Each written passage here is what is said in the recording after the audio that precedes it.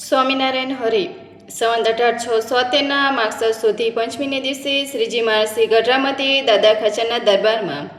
રાત્રિની સમયે બિરાજમાન હતા અને સર્વે શ્વેત વસ્ત્ર ધારણ કર્યા હતા ને પોતાના મુખારવિંદની આગળ સાધુ તથા દેશ દેશના હરિભક્તોની સભા ભરાઈને બેઠી હતી. પછી મયારામ ભટ્ટે શ્રીજી મહારાજ પ્રત્યે પ્રશ્ન પૂછ્યો છે, હે મહારાજ, ઉત્તમ, મધ્યમ ને કનિષ્ઠ એ ત્રણેય પ્રકારનો જે વૈરાગ્ય તેના શા લક્ષણ છે તે કહો. ત્યારે શ્રીજી મહારાજ બોલ્યા છે, ઉત્તમ વૈરાગ્ય જેને હોય તે પરમેશ્વરની આજ્ઞાએ કરીને અથવા પોતાના પ્રારબ્ધ કર્મ વંશે કરીને વ્યવહારમાં રહે, પણ તે વ્યવહારમાં જનક રાજાને પેઠે લોપાય નહીં.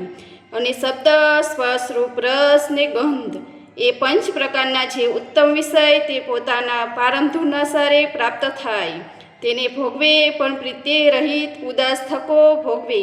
અને તે વિષય એને લોપી શકે નહીં, અને તેનો ત્યાગ મોરો ન પડે, અને તે વિષયને વિશે નિરંતર દોષને દેખતો રહે, ને વિષયને શત્રુ જેવો જાણે,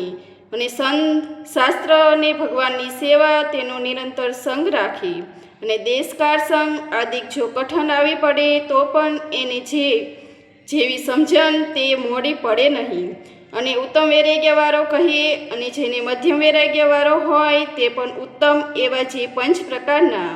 વિષય તેને ભોગવે, પણ તેમાં આસક્તિ ન થાય, અને જો દેશ કાળ સંગ કઠણ પ્રાપ્ત થાય તો વિષયને વિશે બંધાઈ જાય અને વૈરાગ્ય મંદ પડી જાય, તેને મધ્ય વૈરાગ્યવાળો કહે. અને જે કનિષ્ઠ વૈરાગ્યવાળો હોય તેને સામાન્ય